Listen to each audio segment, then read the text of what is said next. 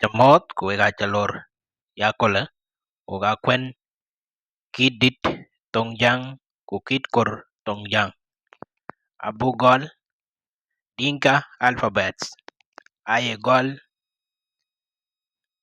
a e i o u a e i o u wa ya ba pa ma na nga nya ra da do ta to la ka go o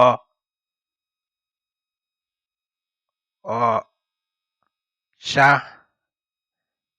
ja.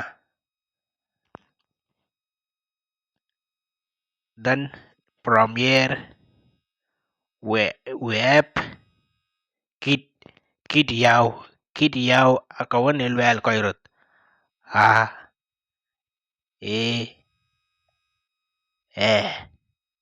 i o. These are Kiit Yaw.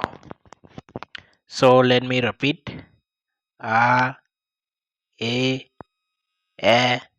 i o u wa ya ba pa ma na nga nya ra da do ta to la ka ga go o sha ja. A e i o. These are Kiit Yaw breathed vowel letters. Kiit Yaw. So these are the Dinka alphabets.